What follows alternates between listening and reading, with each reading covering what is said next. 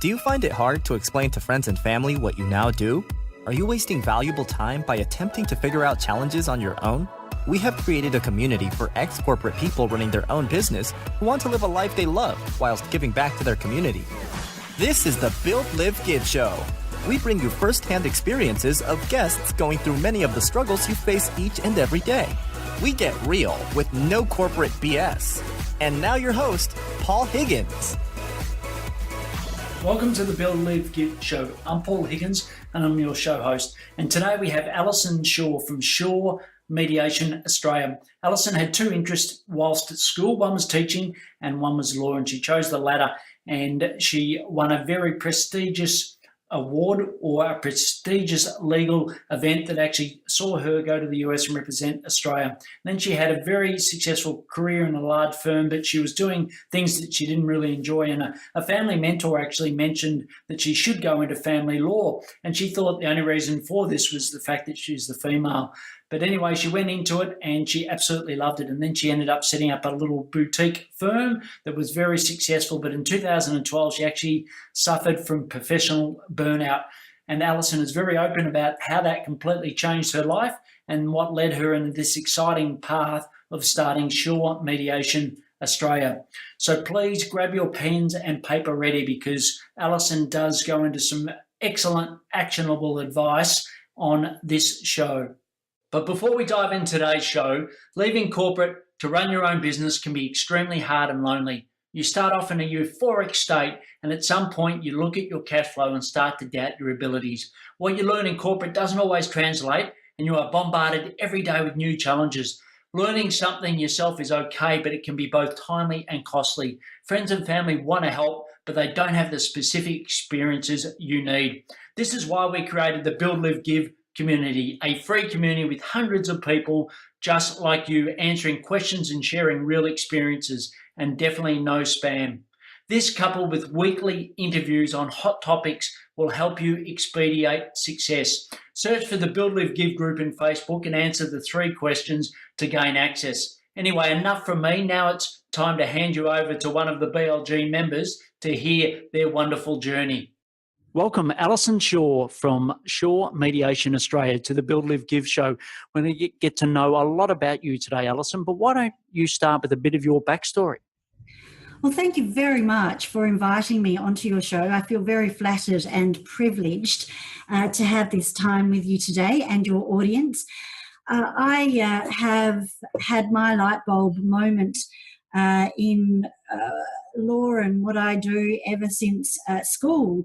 I wanted to be either a teacher or a lawyer, and I did all those activities that I usually associate with being a lawyer, and I was very proud to be accepted into law school because I was the first in my family to go to university, and I did quite well at uni, and I enjoyed participating in the Jessup International Law Moot competition.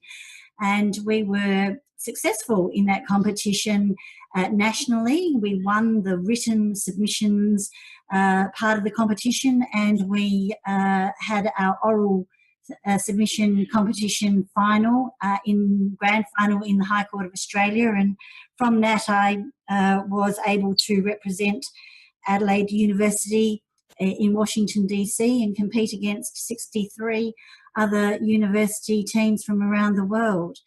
I did actually find it quite challenging to find a fulfilling legal job. I knew that I'd always wanted to help people, and that really was my beginning. I thought being a lawyer I was going to have that opportunity to help people, and I didn't find tax asset betterment statements as fulfilling as I thought they would be, where you have to actually trace the asset purchase and sale monies.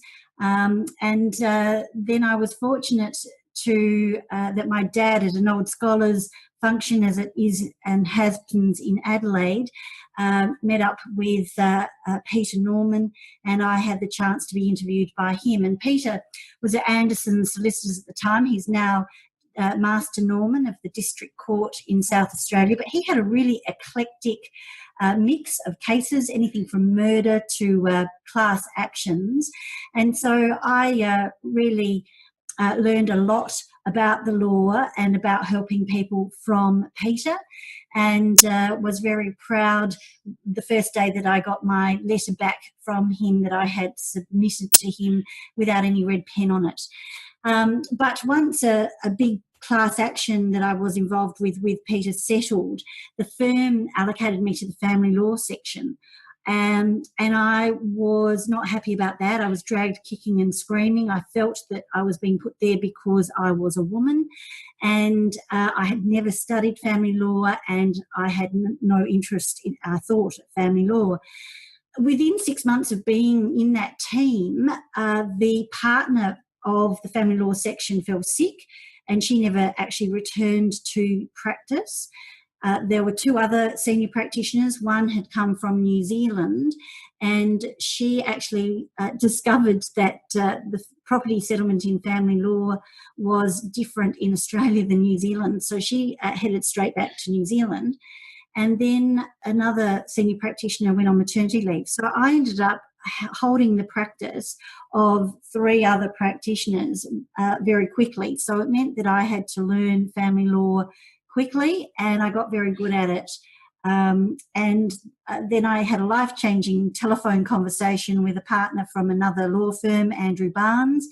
He was at Wallmans, and he was on a committee, a family law committee with me at the time. We had a case together. I exhausted all of those conversations with him, including the local gossip of what was happening in the profession. And he then said, would I be interested in joining him at Wallmans? And that was life-changing because I had not wanted to do family law, and I would definitely be pinning my colours to the mast if I accepted that job. But I did, and I think that any decision you make will be the right one, because you'll make it right because you've been the one to make the decision. And Andrew and I worked together at Wallmans and was joined by Della Brinsley. And then we actually very amicably negotiated an exit of the whole of the matrimonial section from Wallmans lawyers at about the same time that they were relocating their premises. And we absorbed the infrastructure and stayed where we were located at the time, in Wakefield Street. And I was on maternity leave at the time. I had 2 children by then. Archie was only about 6 months old, but we then developed our own practice. Now, we'll always be grateful to Wallmans for that smooth exit and allowing us to keep our files and hit the ground running. But that was my first experience of building a new business from scratch. And then I was a founding partner with Andrew and Della at Barnes, Brinsley, Shaw. And I was there until I retired from them to set up my own business in 2013. Brilliant. Excellent. Well, thanks for that comprehensive summary. And it was, it was great to see those different stages and how both, Peter and Andrew played an influence on that. As far as outside of work, so what's something that your family and friends know about you that the BLG listeners wouldn't? Probably the most dear thing is that I actually had professional burnout in 2012. I struggled with the pressure of being a partner of a law firm, a mother who was not at home with her children as much as I wanted to be, a wife that was never home on time and always lost track of time when I was at work. And I was supervising 3 or 4 junior solicitors, and I was running trials, and I hit a wall and I slid down pretty badly. And that has really changed my life and affected my life significantly. But from it, there have been some very positive changes, and that includes me setting up my own business. Great. And was that sort of the defining moment? You said in 2012, that occurred in 2013, you started your own business. Was that sort of Yes, the it key was. moment? It was the key moment. However, I knew that I always wanted to help people, as I said earlier, and I thought that I was just going to build a little mediation practice just for me personally. And I looked around and started to realise that there were over 3,500 nationally accredited mediators, and the very nature of mediation is that the process of mediation is the hero rather than the mediator themselves. And so I got to wondering why anybody would choose me, and that's when I realised that I would perhaps join up with a bunch of like-minded practitioners around the country. And the defining moment was really when I went from head to heart of what I wanted to do and how I wanted to achieve that I realised that the vision for Shaw Mediation Australia was bigger than just me. Great. And just so explain to the listeners what you mean by going from head to heart. As a legal practitioner, I had become a partner in the firm, as I said. So people came to me to represent them in court. And I had done the mediation training and accreditation in 2011, but I found it pretty much impossible to offer that service from within Barnes Brinsley Shaw because people wanted me to represent them. And they didn't come to me to help sort out their problems by way of mediation as the mediator. And so I was very used to, over 20 years of litigation, of representing people, of knowing the law, and even in an informal conference, I would never expect anyone to try and persuade me from my view of the law. And I did that and had that position because I knew that I would never expect to persuade the other lawyer from their view of outcome based on their client's instructions. I might work on their client, but I would not want to be necessarily persuaded by the other side that my view of my client's legal position should be anything different than what it was, and that it would take a judge to move me from that based on me being paid for my legal advice.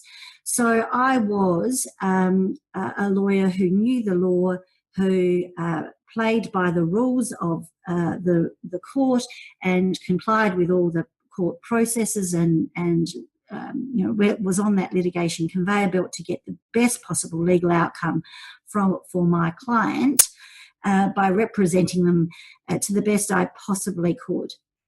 But after I had the professional burnout with the pressure of the job and the pressure I was putting on myself in all different areas of my life, I started volunteering to get myself out and about again. And I started volunteering front of house for the Art Gallery of South Australia when the Turner exhibition came from the Tate Gallery in London to Adelaide Art Gallery.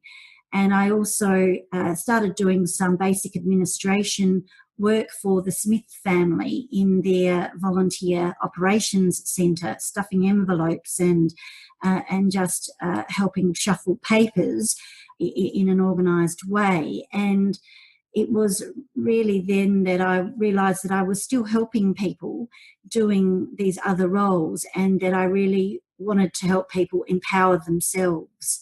And I learnt that people had much more capacity to do that than what I had thought, where I had been asked to represent people and take on that responsibility for people to put their position in respect of the law at the highest and best possible way.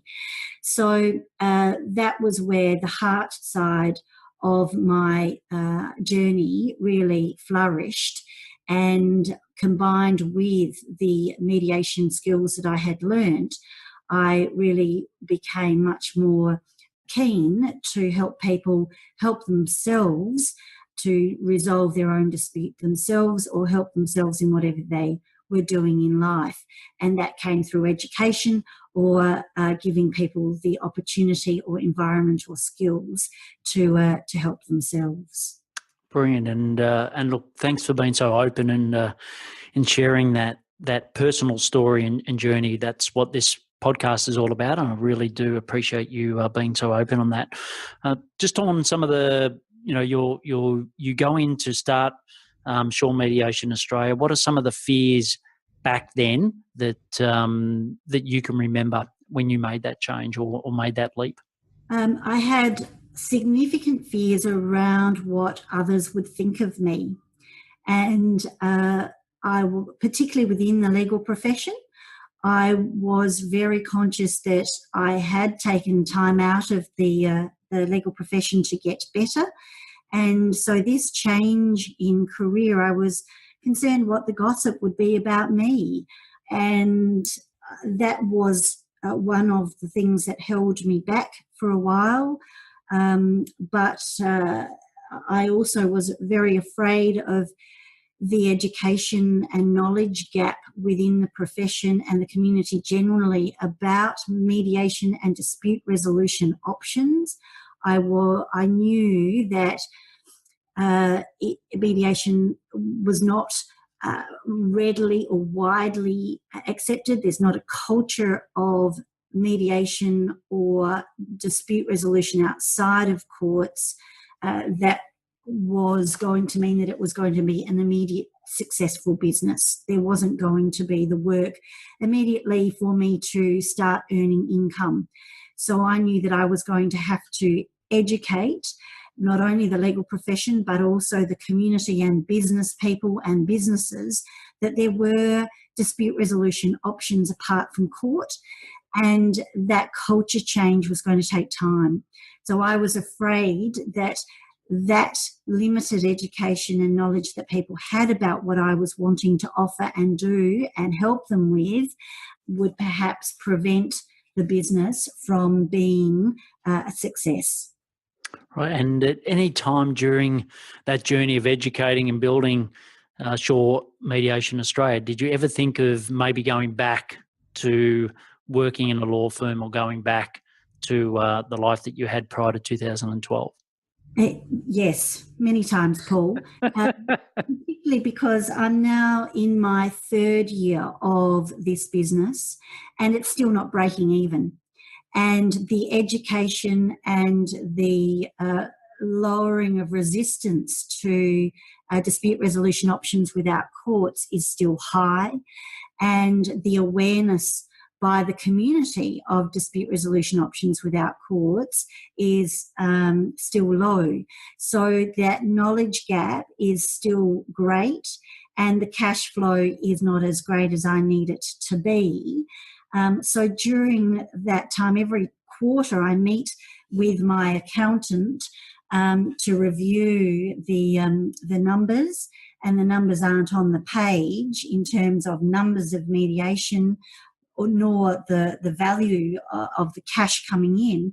I keep reviewing whether or not really I should proceed with this business or whether I should just get a job as a lawyer, just working, perhaps not at the same capacity I was previously, but just working as a salaried lawyer in a law firm. And I really have had that challenged by my psychiatrist a number of times about whether I should keep going or perhaps going back to being a litigation lawyer. And yet I keep focused on that I really do want to help people resolve their disputes themselves without courts. And I have the courage to keep going and doing that. I also have the financial backing of family to support that vision. And so when I have to report to them as well, that conversation comes up about how long we can keep going before we call it to an end. Yeah, look, I think it's a brilliant point, and I'm sure that anyone that's left corporate or left a very successful career like you and running their own business, it does take time, and I think the magical number is anywhere between 3 to 5 years. And I often myself went through that journey of friends, family, a lot of pressure to say, yes, look, it's easier to go back, but I do encourage you. So I know that you really want to help people, and that's the passion that's driving you. And I think it's really important if you're going to make the jump that you've got that passion, because there will be times, and as you've said, Alison, there's many times when you just everything looks to be turning to say, go back. Just, this is too hard. Don't keep persisting. But I think those that persist through it, and it's normally that 3 to 5 year mark, that actually end up seeing the success. And as I say, it takes 10 years to be an overnight success, and I think that's certainly the case. And I don't know about you, Alison, I'll ask you this in a moment, but I know for me that some of the hardest things I've ever done has been in the last 6 years of running my own business versus, the 18 years at working at one of the biggest companies in the world and some of the, the toughest sales environments in the world. That was, looking back now, as a piece of cake versus running your own business. How have you sort of found that? Yes, I agree with that. I now value the way that I was able to set up Barnes Brinsley Shaw with Andrew and Della. That was a piece of cake because we had all our files and we hit the ground running. I also then, once it was running, there was no cash flow issues at all because we billed every 30 days. So there was never those financial pressures at all for us. And then once we were our own boutique family law firm, our reputation just continued to grow and money was no issue. And we were earning very significant sums of money, and it just seemed easy. We had a partners meeting once a month, and it was pretty much just to check that everything was progressing in the way that we were planning. There weren't the barriers or the challenges as setting up a new business from scratch, as I've learnt setting up Shaw Mediation on my own without anyone else. So there's that loneliness of doing it on your own, whereas when I did it with Andrew and Della, there were 3 of us. It was fun. It was, we had the social side of things. With this business, I am alone. I have very few friends now.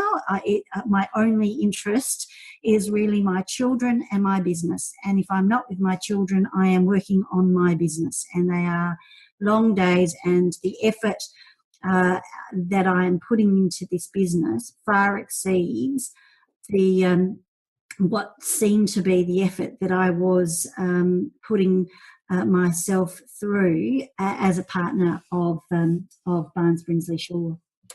Yeah, look, that really resonates with me, and I'm sure that it will resonate with a lot of our listeners. So the next section is the build section. So if you walk into a networking event or into a party and someone says, so Alison, what does Shaw Mediation do? Or what do you do, Alison? How do you describe that? Well, I always introduce myself, and I say, well, you know how lawyers help people solve their legal problems by negotiation and with the law and the assistance of courts. I help businesses and people and government to resolve their legal, commercial and personal problems without courts. Brilliant. And how do you make, I know that you said that at the moment the revenue model isn't where you would like it to be, but how do you monetize the business at the moment? I monetize it by what I'm actually not buying for myself and the holidays that I'm not going on and the treats that I'm not buying at all and missing out on.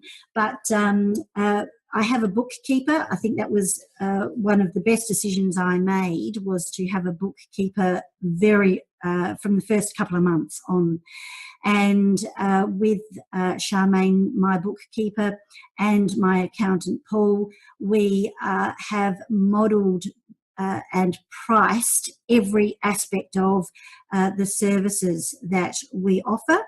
And that took a long time to do because valuing time and services is much harder than valuing a product that you might be manufacturing or a product that you're buying wholesale and then retailing.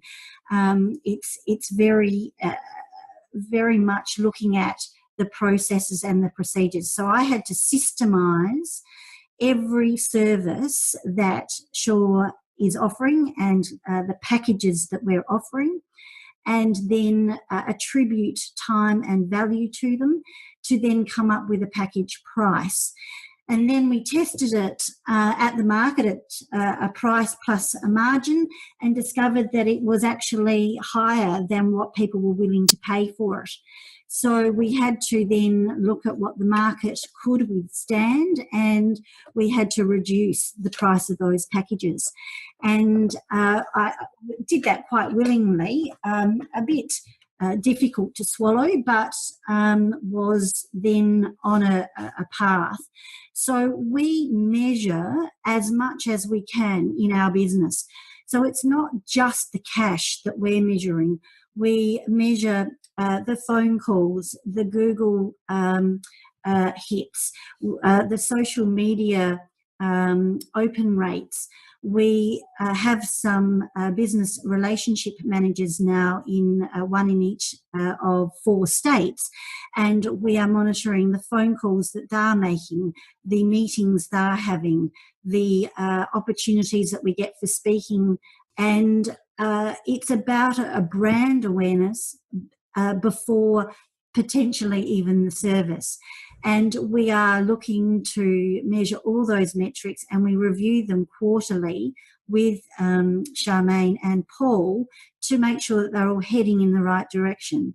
So even when the cash is not where we want it to be or need it to be, we're still looking at other metrics apart from cash to see that there is value in this business moving forward, and it is worth continuing. Yeah, I think that's a really good point. And it's around lag and lead measures. I know that a lot of people look at the cash, they look at the revenue, and in some cases the EBIT or the earnings, and that's great, but that's the scorecard at the end. It's doing the right behaviours and habits, which is really important. And if you continue to do those, as I said, over a 3 to 5 year period, you will get there. And I think the way that you articulated how you measure and manage is great. What about your ideal client? Who's, sort of just describe your ideal client? That's a really interesting question for me, Paul. And because I have a referral-based business that I'm aiming towards building rather than a potential person. I have been fortunate enough to have been helped along my journey by the entourage, and as part of that, they were very much about developing your avatar and your ideal client. But I really need this business to be a go-to place for other professionals to have confidence that their clients will be able to resolve their disputes themselves in a very professional way. So my ideal referrers are law firms and accounting firms who have clients that might, well, clients all have problems that need to be resolved. Accountants often have business clients or individual clients that have a personal problem, whether it be with an estate or with family law issues that need to be resolved. And accountants these days are such a whole of life service, but one area that they find difficult to assist their clients with is dispute resolution. So they immediately think of lawyers and law firms, but I'm trying to work with them to perhaps develop relationships so that they know that mediation and arbitration and dispute resolution without courts is an option for their clients. So similarly, psychologists have clients that often they are helping to manage a dispute or a legal problem in their life, but it's not until that client can resolve that dispute or problem that they can actually help their client get better, well, and fully functioning again. So I'm trying to work with psychologists, and HR managers is another industry that we want to be able to assist them put out the bushfires for them, so that they can actually focus on the bigger picture of managing the staff overall, rather than having to spend their day-to-day time listening to all their staff's complaints and concerns. So instead of having an ideal client, I have ideal referrers, and those industries are lawyers, accountants, psychologists, HR managers, and local government. So that's the way that I have approached the marketing and all of our marketing plan for 2017-18, and our social media plan is all around those 5 industries. And I think, often for ideal clients, whether it's one-to-one or one-to-many, for you, which is the one-to-many, is who goes before you, or who do they go to before you, and who do they go after you? So I think that's really an example of that. Yeah, sorry. We're a perfect example Yes. of that type of business, where it's the one before us that is the referrer that we need to upskill with the knowledge and the confidence and lower their resistance. Great. The next question is around some of the biggest challenges you've faced with growing the business. I know you've talked about cash flow as one of the key things, education of clients. What are some of the other key challenges that you've faced running the business, or you're currently facing running the business? It's a national business, and I'm in Adelaide, and my PA is in Queensland. I have a BD team that one in each state, and I find that being national, we are relying on technology to keep us communicating and on the same page. So communication within a national business that we're trying to set up nationally right from the start has been a challenge. And we have relied on some apps and to be able to do that, and some technology, including Zoom, to be able to do that. So I've had to make sure that we have regular communications and that everyone is comfortable with the forums of those communications, to be able to make sure that we are all relating and communicating regularly and honestly and openly from different areas of Australia. And you talked about the cash flow and the numbers not quite being where you'd like them to be. So I'm assuming at the moment you're not taking any form of drawings or any form of wage out of the business? I'm not. I have, though, very clearly set up my personal expenses and lifestyle from the business expenses. Right from the start, I've always wanted the business to be not about me personally, but to be a separate entity, and I run them as such. So all of the bank accounts for the business are the business accounts, and mine are personal. So I have my own personal budget, and I know when my expenses are falling. So I need to be able to maintain those expenses, whether it be the mortgage or insurance. So I need to be able to pay for those as and when necessary. And so I have, while they're separate budgets and cash flow schedules for the business and for me, I do know when those expenses are going to come up and when they're going to need to be paid. And I know Ian's your partner. If Ian was listening to this podcast today, what would you say to him for the support that he's given you during this journey? I would like to sincerely wish Ian the success that I've had with his own business, and thank him for his unwavering belief in me and his generosity of spirit.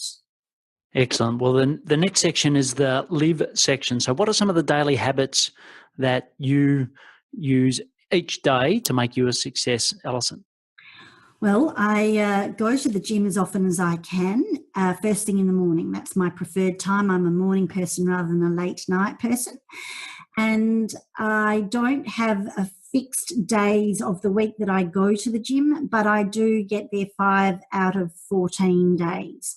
Doesn't matter which ones they are, but I stick to that, and that works for me. I also try to go to bed at 9:30 at night. I have young children and they wake early, and I prefer to be up early.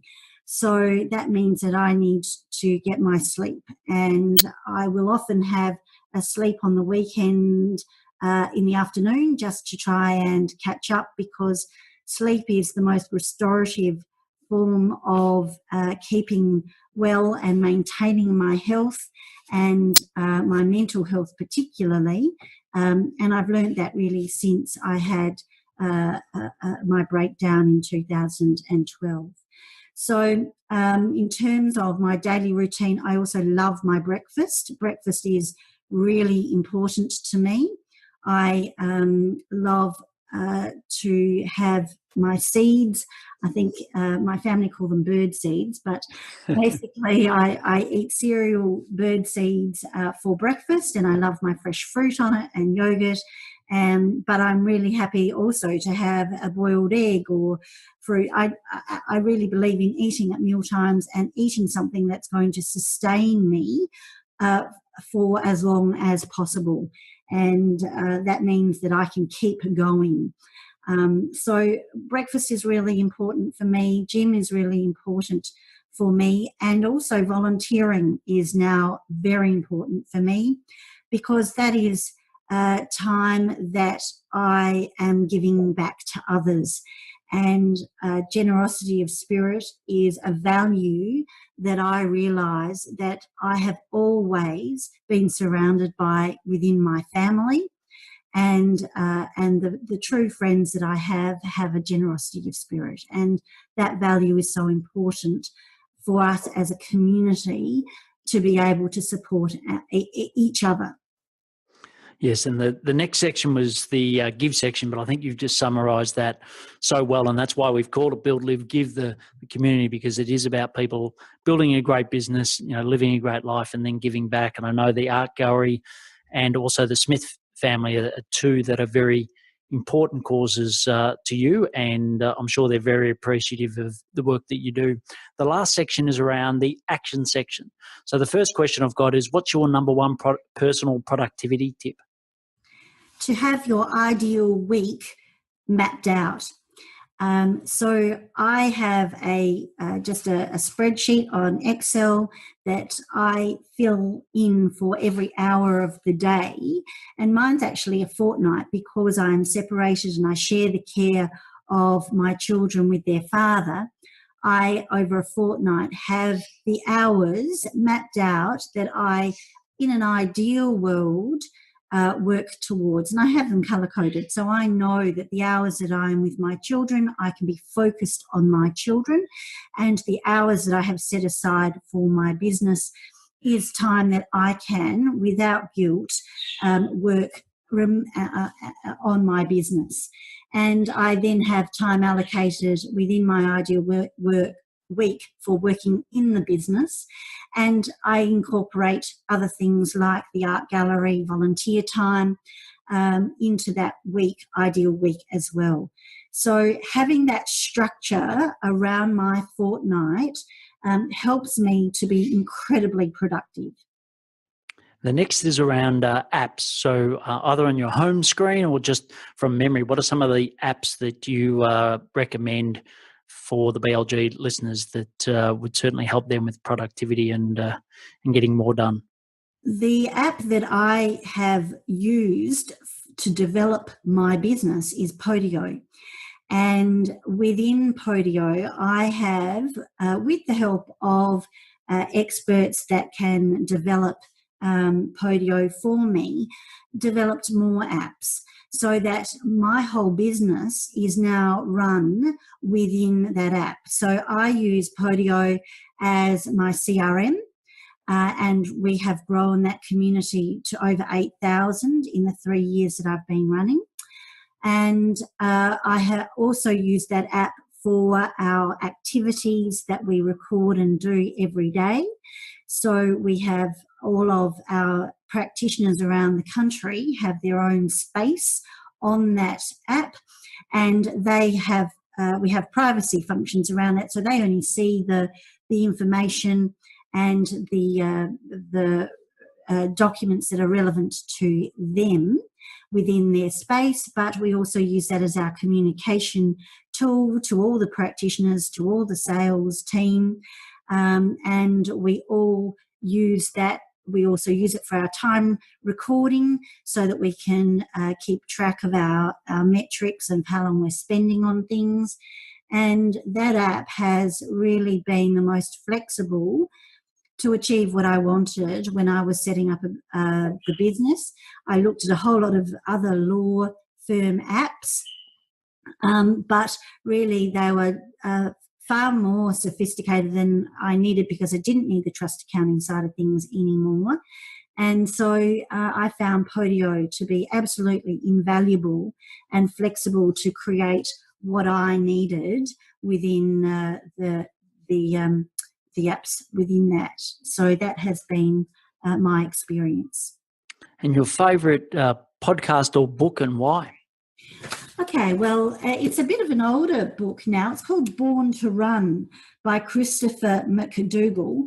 I still prefer hard copy books. I know that we have Kindle and we can read online now, but I think there is something very comforting and reassuring about holding pages in my hand and turning the pages and reading.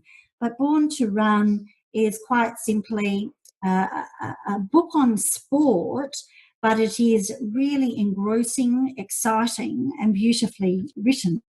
So I can recommend that book to others.